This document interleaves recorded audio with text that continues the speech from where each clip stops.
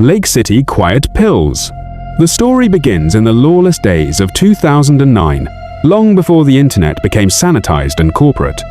A user known as 2to6 was trawling through the digital backwaters of image hosting sites, the ancient ancestors of Imgur and Instagram, when he stumbled upon a website with the bizarre URL Lake City Quiet Pills. To the naked eye, the site was a digital ruin. It featured a garish blue background, broken formatting, and a gallery of low-resolution, nonsensical images. A grainy photo of a folding chair, a blurry snapshot of a cat, a pixelated landscape. It had all the hallmarks of a forgotten project by an elderly internet novice. Most people would have clicked away in seconds. But 2to6 noticed a discrepancy that sent a chill down his spine. Despite looking abandoned, the site's metadata showed it was being updated constantly. Driven by the instinct of a digital detective, he right-clicked and selected View Page Source, peeling back the skin of the website to look at the muscles underneath.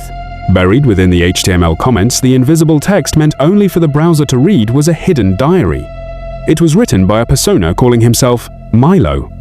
At first, Milo's hidden entries seemed harmless, documenting the mundane complaints of an aging man. He wrote about his failing health, his bad back, and the weather. But as the Reddit Bureau of Investigation began to archive and analyze years of these hidden logs, the tone shifted. Milo began to speak in a chillingly casual code. He stopped writing about groceries and started writing about parties. He wrote about furnishing locations. He wrote about delivering quiet pills.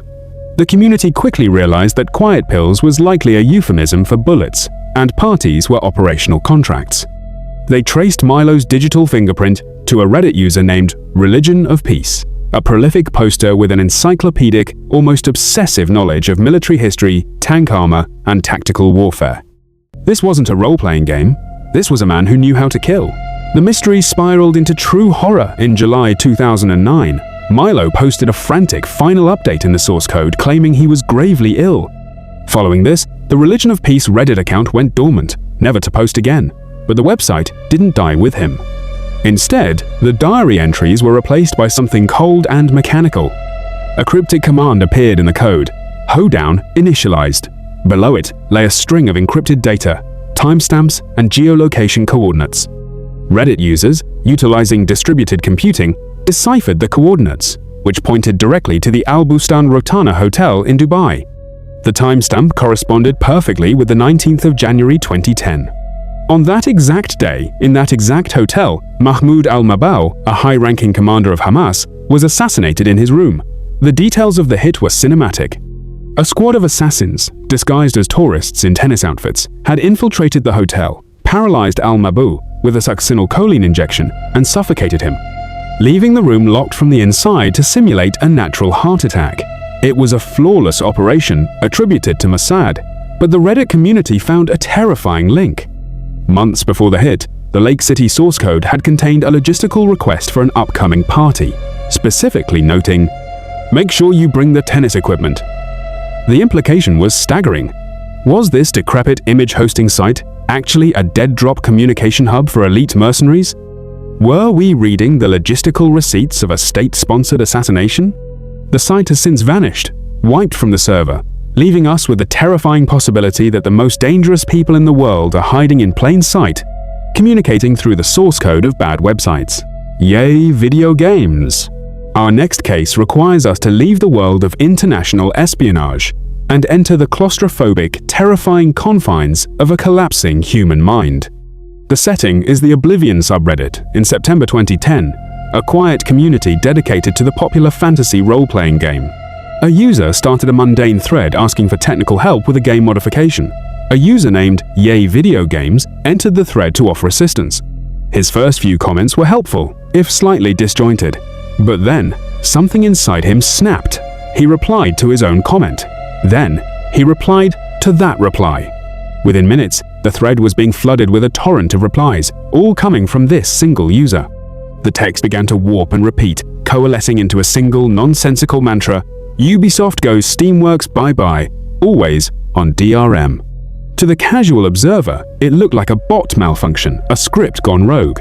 The phrase was repeated over 4,000 times in the span of a few hours, burying the entire discussion in a wall of text.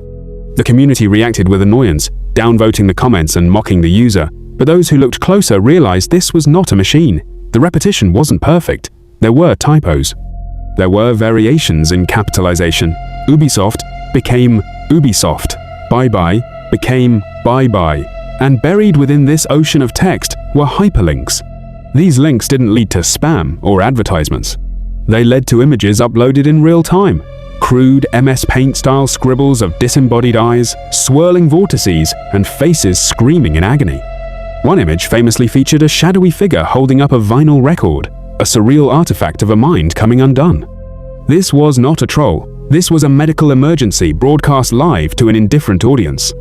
Years later, a dedicated investigator tracked down the person behind the screen. His name was Lyndon. Lyndon was not crazy. He was sick. He suffered from a rare and debilitating condition known as Sheehan syndrome, and to manage the excruciating chronic pain, he was prescribed a heavy cocktail of opiates and painkillers. On that specific day in 2010, Lyndon had entered a state of drug-induced psychosis. His brain had latched onto a fragment of a thought, a complaint about digital rights management, and got stuck in a cognitive loop like a scratched record. He was sitting at his computer, likely in a state of terror, trying to communicate with the outside world, but his mind would only allow him to type that one single phrase. He wasn't spamming, he was screaming. Lyndon passed away a few years later, leaving behind this digital monument to human fragility. It serves as a haunting reminder that, on the internet, we often mistake a cry for help for a glitch in the system. 858. If Yay Video Games was the sound of chaos, the subreddit known as A858 was the sound of absolute, terrifying order. Its full name was a string of hexadecimal characters, from 2011 to 2016. This subreddit stood as a digital monolith in the middle of the Reddit desert. It had no moderators, no community guidelines, and no human conversation. It simply existed to broadcast data. Every day, with mechanical precision, a bot would post massive walls of hexadecimal code. There was no context, no title, just endless streams of numbers and letters flowing like the Matrix code, orange text on a black background. Human beings are pattern-seeking animals. We cannot abide a locked door. A community of thousands formed, calling themselves Solving A858. They treated the subreddit like the Rosetta Stone. Cryptographers, computer scientists, and data analysts pooled their resources, building custom tools to analyze the frequency and structure of the code. They worked in shifts, monitoring the subreddit 24 hours a day, desperate to be the first to crack the signal. Theories ran wild. Some believed it was a dead hand system, a nuclear failsafe broadcasting a heartbeat signal. Others thought it was a command and control server for a sophisticated botnet composed of infected computers. The most paranoid believed it was a recruitment tool for a shadowy intelligence agency, a harder version of the famous Cicada 3301 puzzle. Occasionally, the collective mind would crack a cipher. The result would be an image, an ASCII art of a crab, a random quote from a philosophy book, or a GPS coordinate in the middle of the ocean. These crumbs only fueled the obsession. But in 2016, the signal stopped. The subreddit was locked. The creator, a figure who had achieved mythical status, finally stepped out of the shadows. He revealed that the entire project was a project, likely a student thesis on steganography and crowdsourced decryption. He thanked the community and declared, "The project is finished." The anticlimax was palpable. It felt like a betrayal, but many in the community refused to accept this explanation. They point to the gigabytes of data that remain undecoded. They point to the complexity of the encryption that baffled the NSA's standard algorithms. Was the student project excuse just a cover story? A way to shut down the public spotlight so the real operation could move to a darker, deeper channel? We will likely never know. Carbon monoxide. We move now from the abstract horror of code to the visceral horror of the physical world. This mystery stands as the most famous Reddit thread of all time, not because it involves ghosts, but because it saved a life. It began on the legal advice subreddit. A user named Rostin posted a desperate plea for help. He was a rational man living in a secure apartment, but he was convinced he was being stalked. He told the community that he had started finding yellow post-it notes scattered around his home. They were stuck to his desk, his fridge, his bathroom mirror. The handwriting was not his. The messages were mundane but terrifying in their implication. Save documents. Check the locks. Buy milk. Rostin was terrified. He believed his landlord was breaking into his apartment while he slept, playing a sick, psychological game. He described his mental state to the Reddit community. He was exhausted, suffering from severe headaches, feeling paranoid, and experiencing memory gaps. The community responded with typical internet vigilance. They told him to buy a gun. They told him to set up hidden cameras. They told him to barricade his door with a chair. The thread became a thriller, with thousands of people waiting for the inevitable update that Rostin had been attacked or killed. The atmosphere was thick with the anticipation of violence. But buried in the comments was a single voice of reason. A user, who was not a lawyer or a detective, noticed the symptoms Rostin described: the headaches, the confusion, the small, enclosed bedroom. This user asked a simple, chilling question: "Do you have a carbon monoxide detector?" The user explained that carbon monoxide is an odorless, colorless gas that binds to the hemoglobin in the blood, starving the brain of oxygen. Symptoms include memory loss, hallucinations, and psychosis. Rostin took the advice. He bought a detector.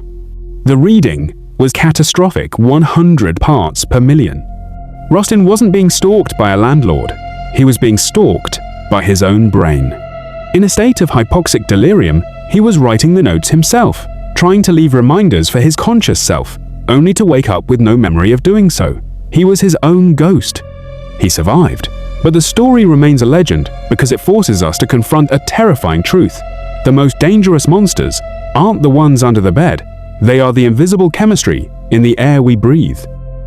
Carbon monoxide. We end our journey at the absolute edge of digital comprehension. If you dare to type 973-8-namu-973.com into your browser, you are not loading a web page. You are stepping inside the architecture of a fractured mind. The website is the creation of a Reddit user who goes by the same name, a name that, when reversed, spells human the human. To the uninitiated, he appears to be a spammer, flooding threads with walls of capitalized text that resemble the ravings of a street corner preacher, a chaotic mix of numerology, biblical verses, alchemy, and occult symbolism. But the website is where the true horror lies. The site is a labyrinth of thousands of pages, linked together in a non-linear web that loops back on itself eternally. It is visually assaulting, filled with flashing colors, pyramids, all-seeing eyes, and endless rows of the number 9. It is obsessed with the law of nines, presenting complex mathematical equations that the creator claims prove the existence of a divine order. Navigating the site feels like a fever dream. Links lead to dead ends, or to pages that simply scream "I am awake" in bold red letters. What makes 973 truly terrifying is its gravitational pull. It functions like a cognitive hazard. If you spend enough time on the subreddit dedicated to solving it, you will see rational people begin to lose their grip. They start trying to decode the math. They start seeing the number 9 everywhere in their daily lives. They start adopting the creator's strange, stilted manner of speaking. It is a digital cult of one, drawing in the lonely and the curious. Is the creator a schizophrenic artist, using the web as a canvas for his illness? Is he a genius mathematician who has seen a pattern the rest of us are too blind to notice? Or is the website simply a mirror, a chaotic Rorschach test that reflects our own desperate human need to find meaning in a universe that has none?